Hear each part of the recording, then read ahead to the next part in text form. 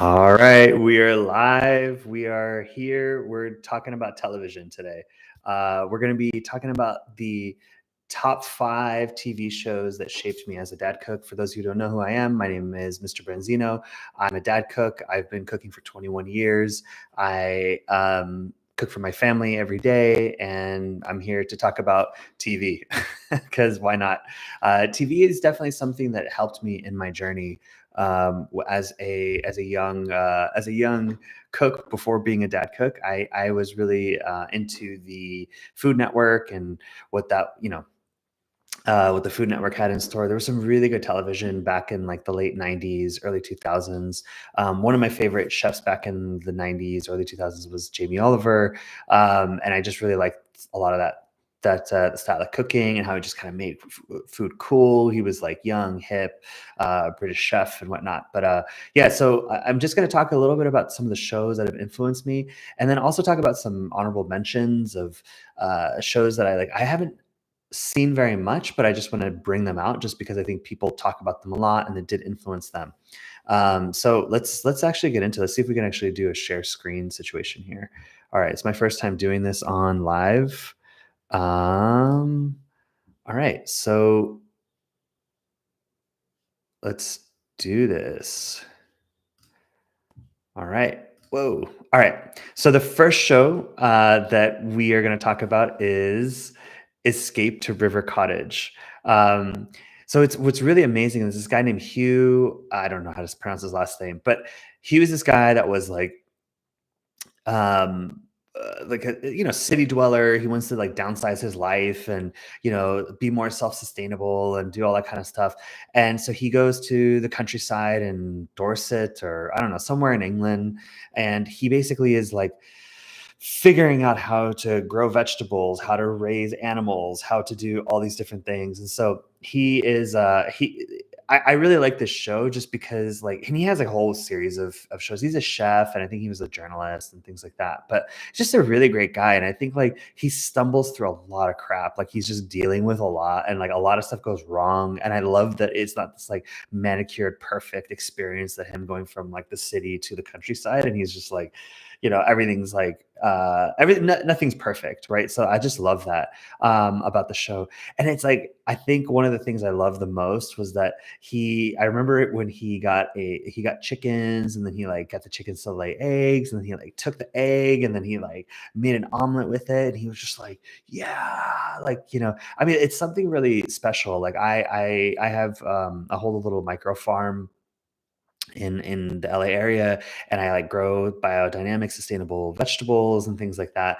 And it's like the first time that I actually like, I took a piece of land and I like made the soil better and I enriched the soil and I did all these like beautiful things to it. And then I grew my first vegetable and I put my first tomatoes, and I mean it was just like to like put a seed in the ground and have it grow, and then like you actually like eat that thing was just amazing. So the funny thing is like, and then you get to meet his neighbors, and it's like it's actually pretty good. It's a pretty good show. I would say that that's like definitely a show that I would highly recommend. I think the other reason and you actually learn some pretty good cooking techniques, and how to make very simple like rustic food. I think that's what another thing I really liked about this show. So that's number one, is Escape to River Cottage, and it's just very chill, very relaxing. I also just say another thing about television, and I'm gonna stop sharing for a second here. But like the other thing about television is that TV, you only have, I got a shelf right there. Look at that shelf. The shelf has only a limited amount of space on there.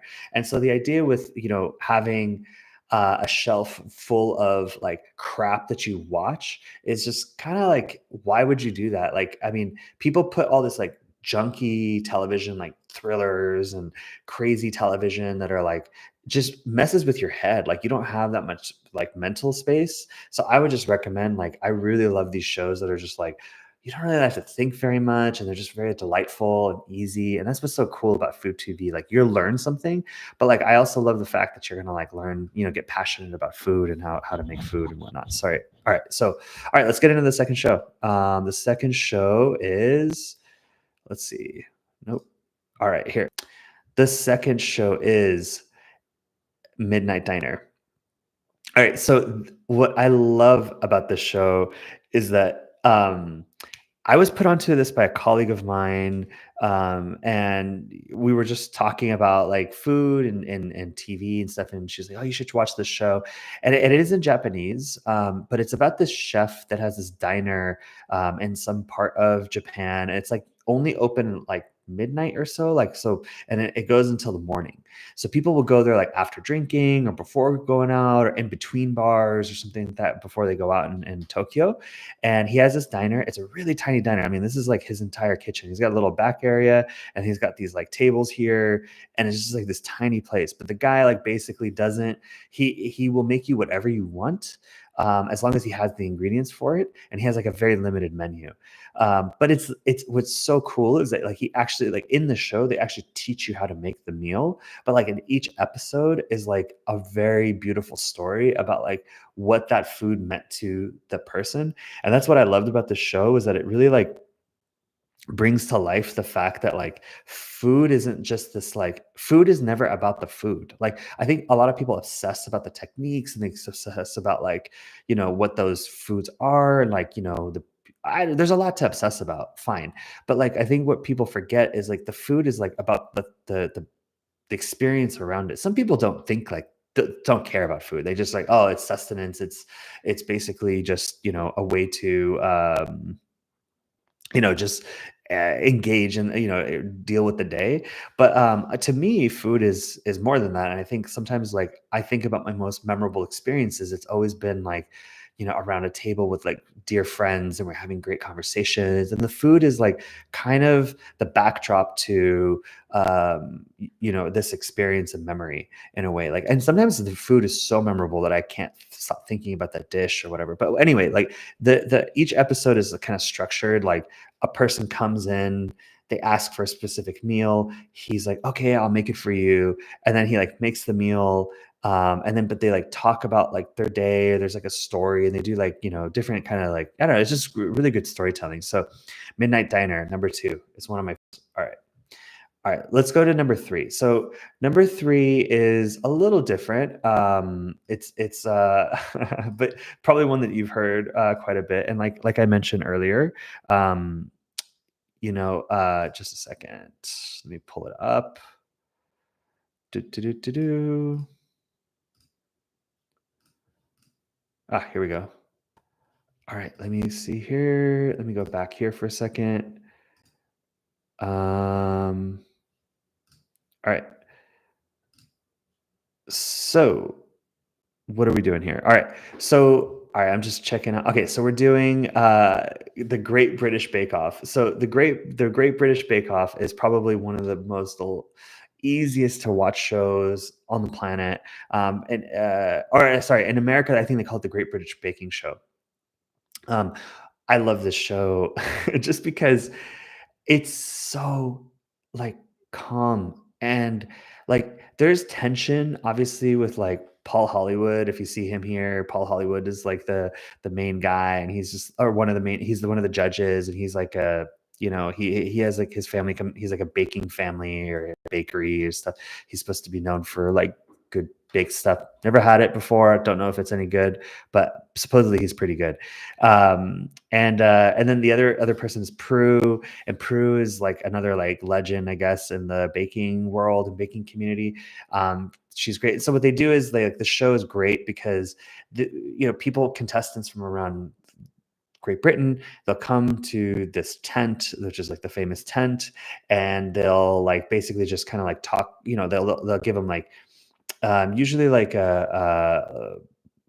do this type of style of whatever they're trying to like make a bread or make like a pudding or do something like that. And then there's like a technical challenge, which is usually like to see without there's no guidance, they don't have any way to prepare. So they have to kind of bring their knowledge on like basic baking techniques to the table. They have very limited like instruction and they have to figure it out and put it together. And then there's always like the showstopper. I think it's just the show is beautiful because Paul is like everyone's like waiting. Is he gonna do the handshake? And the handshake is this like very famous thing that everyone's like waiting to get. Like, oh, that's like the approval of Paul Hollywood because he's kind of like a baking curmudgeon, if you will.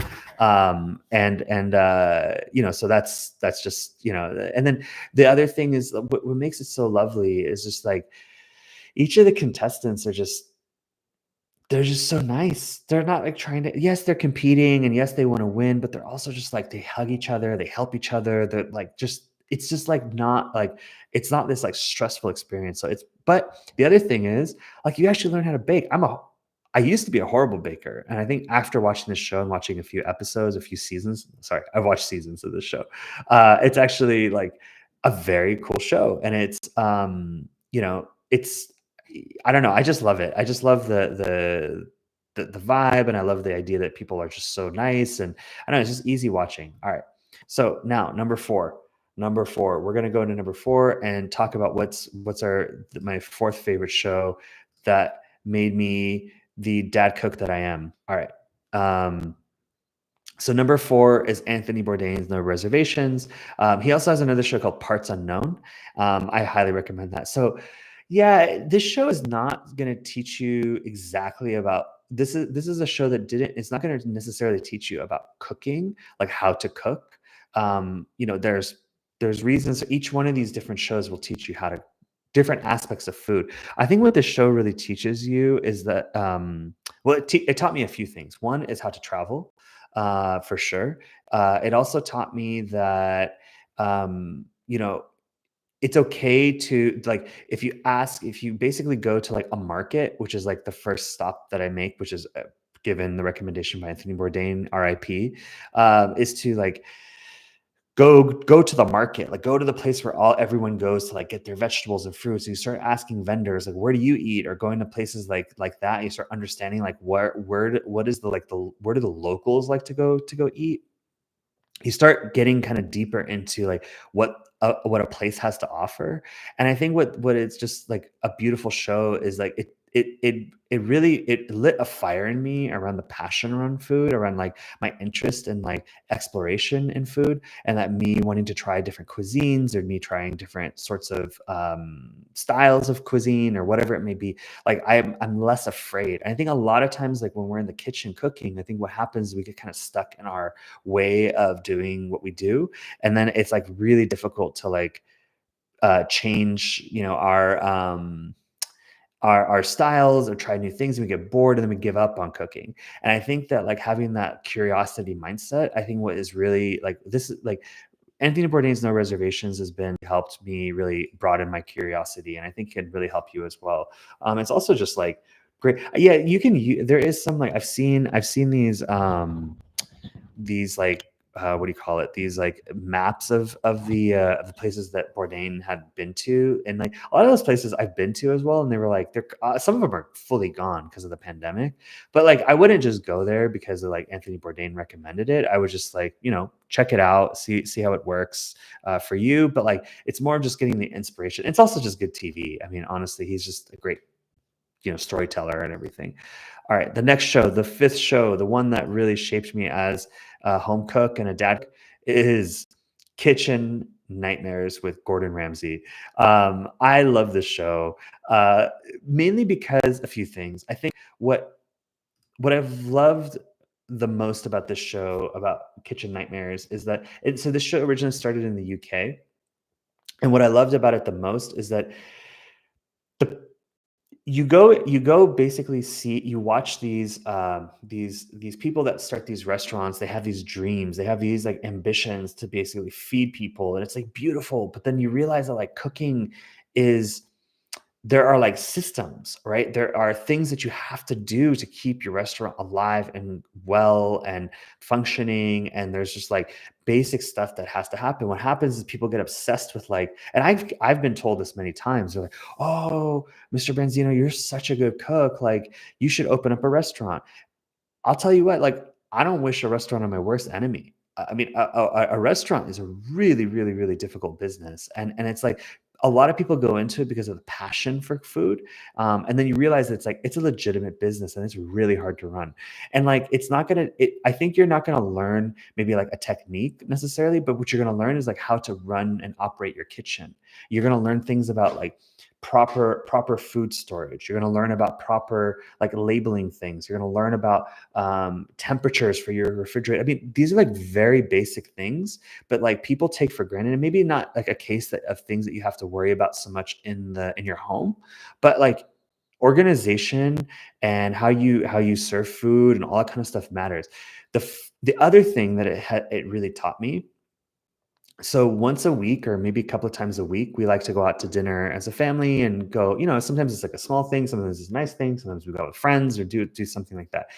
And one of the things that it's really taught me is like how to appreciate like a food that's like, I think I maybe have talked about this before, but like game recognized game. So when you're doing your part to make the food like delicious and tasty and make the food like really great, and you go to a place that like that is like doing a great job. I've sent things back because of this restaurant and because of this show, and it's like taught me how to like set the bar a lot higher for when I go out to eat. Because if I go to a place and it's like you'll see this a lot in the show, is you start seeing that like people just like microwave food. So they'll like take food that has been in a bag or some sort of frozen thing, and they just like nuke it, and people call it chef Mike is is the common like restaurant term. You realize that, and then you eat it and it's like the plate is like piping hot, and then it's like cold in the middle, or like something's like off. Like you're like, okay, like I know now that that's like what they might be doing, and they're cutting corners, and that's like it's definitely, I'm not going to eat that dish, or I'm going to walk out of the meal. I'm going to go send it back. And I know that's probably like scandalous to send food back. Some chefs don't like food to be sent back, but you also just can get up and leave. And I think that's like you need to be able to stand for like quality. And I think what this show has taught me a lot is like, how do you set that bar for yourself for quality, right? Like you need to, like, not everyone can afford really high end pans, right? And that's okay. And not everyone can afford like really expensive, like really expensive food. They have to go to like different places to go eat. I understand that, but I think for people that might be in the Mr. Benzino community, or like in the dad cook community, like they have some means. And I think what ends up happening is people like lower their quality bar because they're like, oh well, whatever, it's just food. But you realize that like that's really dangerous. It could actually make you sick. It can make your family sick. And I think that like the show has taught me so much. And again, it's just good TV. All right, I'm gonna go through a few more honorable mentions, just because I think that they are like also great. It's not really a show, but it's a YouTube series called. Check out Marco Recipes. Is the and so this is the protege, or sorry, Gordon Ramsay was the protege of Marco Pierre White. And Marco Pierre White is also a British chef. I think his mother's Italian, or someone in his family is Italian. And he just has this, like, he did this series for Knorr, which is it's a bouillon brand. They make other things too, but they make mostly like chicken bouillon and different kinds of bouillons, right, from Germany. So he did a series for them on different recipes using the bouillon cubes, and different kinds of Knorr products. But like all of these recipes, I'm telling you, I've made them and they are phenomenal. And I think what he breaks down here is like how to cook in such a way that's so simple that you will just be like, oh, I now know how to make like this seemingly difficult dish and make it like flawless. So again, like highly recommend this series if you want to like learn how to, like, one of my favorite cooking shows. I'll call it a show, even though it's not really like, he made this like years ago. And the thing is like that to me is still stands the test of time. Like the way he explains everything is just like so simple and so easy, and he makes it like in a home cooking environment, not unlike the like a very like Michelin star type style restaurant. So I highly recommend the Marco Pierre White series, Knorr series. All right, another honorable mention, just because let me pull it up here. Hold on. All right. I have to bring this up. So Sesame Street. As a dad cook, I really like this show. I really like this part. It's a segment. It's a segment within Sesame Street. So I think I think most of the Sesame Street episodes that I've been watching with our little Branzino, typically has Cookie Monster and Chef Gonger in it. And what's awesome about it is that like it's uh it's like it's just predictable. It's like kid requests a dish, Chef Gonger and Cookie Monster try to like make the dish. Cookie Monster eats one of the ingredients, then Chef Gonger gets really upset, and then they have to go like to a farm, and they have to go to like they have to go basically go get the main ingredient, and then you learn about like I learned how cinnamon was made. I learned about how artichokes are grown. I learned about all these different things that are just like so cool, and it's so instructive for kids too. So it's just like, and then they like make the meal, they put they describe all the main ingredients, and then like they send it to the kid, and then like Gonger always has like a little bit extra for Cookie Monster, and it's just like I don't know, it's just like such a cool show. I love it. I think it's actually pretty instructive, and it's just a cool like fun show to even just like watch with your kids. All right, so that's honorable mention number two. All right, let's get into some more. I'm gonna share my whole screen here because there's just like a bunch of them, and I'm going to let's do it. All right, all right. So I actually posted this in a Reddit post to see like favorite TV shows, which I kind of described here as well. But so these were like I gleaned like a few that were like the top that everyone kept talking about, so that you just have them, and we have them like here for you, and just so that you can go check them out. But it's Good Eats by Alton Brown. Some people call me the Brown Alton, but whatever. Um, yeah, so Good Eats is a great show. I did watch the show quite a bit. I think that I like the nerdy scientific aspects of things. I mean, Gordon Alton Brown is like a really phenomenal teacher. And I think he explains things in such a way that like gives you like the depth of knowledge that you need to understand like how to do certain things. And he deconstructs like a lot of very similar, like say like Kenji Lopez Alt. But like, I would say, you know, um, Alton Brown is kind of like the OG of this. But I do think that getting so technical all the time with everything is like it's if you talk to any like grandma or any sort of like they're not going to teach you that way. And I feel like there's like a lot of intuition that can rely too much on science.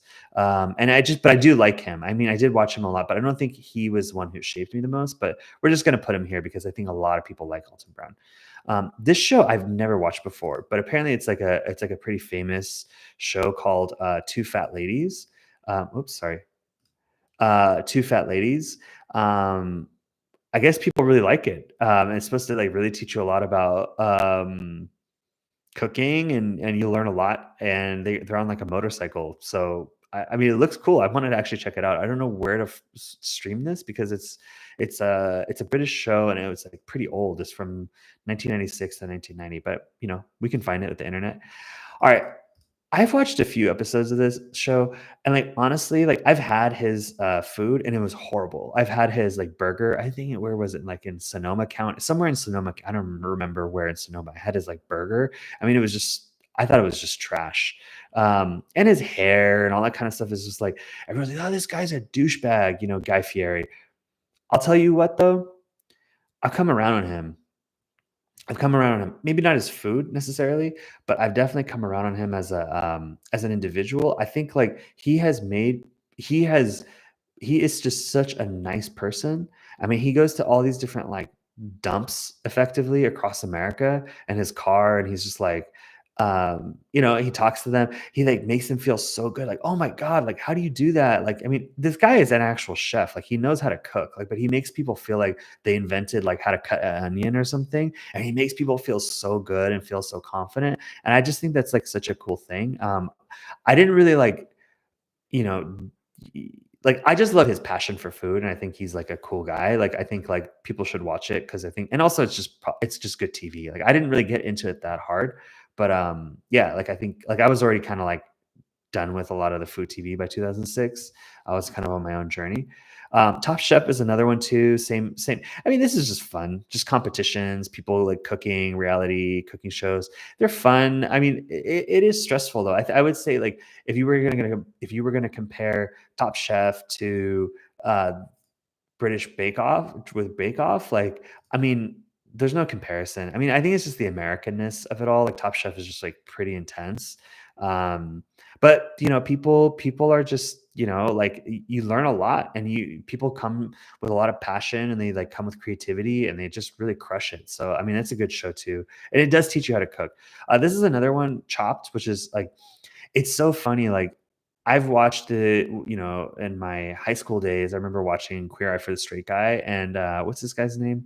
Ted Allen is like, was he was the cooking guy in, Queer Eye for the Straight Guy. And, he was legit. I mean, I learned some pretty great, I don't even remember now, but I remember like something with like salads or something like that. Like, I thought he was just like, he's like a legitimately good like teacher.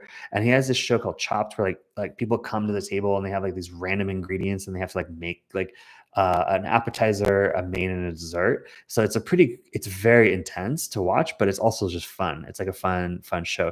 And he's legit. I would say the new dude who does Queer Eye that's on Netflix he's a joke. I mean, that dude's such a joke, like how he teaches how to cook food. But anyway, this dude is OG. Much respect, mad respect. All right, and this is the last one. I would say this came up quite a bit, and I didn't really like. I'll bring up the PBS folks. Jacques Pepin, like this dude is the best. I still watch his like cooking stuff now. I mean, he's like 80 something, or I don't even know how old he is. He's super old right now. But his stuff is just like simple country French food, which is just basic ingredients like put together in such a special way. The other one I really love as growing up as a kid was Yan Can Cook. I grew up on PBS channel 9, and yeah, I mean, also just an amazing chef. I learned a lot about like cutting and things like that. I mean, it always scared me. I was scared of cutting, because I thought you had to do it like Yan Can Cook as a kid with that big uh Chinese like butcher knife. But yeah, like, so this was, another one that just came up in the Reddit post. I would highly recommend as well. Jacques Pepin is like, like, you can learn from these OGs, man. You can really learn from them, and you can learn like some basic techniques. Like, the other day I did a thing from Jacques Pepin, who does this like country omelet, which is just like, he just like sliced some onion, and like he had like half an onion and a potato, and he put some cheese and a few eggs, and he made a beautiful little omelet with a side salad. I mean, you can make that all day. All day you can make that, and that's like a delicious meal, and like the family loved it. And I'm like, that's just Jacques Pepin like making some random like country meal. So let me stop sharing. But yeah, so food TV is cool. I think it really helps. It helped me as a cook. It helped me become a better cook. Um, I really enjoyed watching these shows. They still continue to be relaxing and calming, and I think you should try to do it yourself too. So check these out. You can check out the actual posts where I put some of these five in the description on the newsletter. Go to mrbenzino.substack.com, and that's it. Food TV. Let's get it. Have a beautiful day.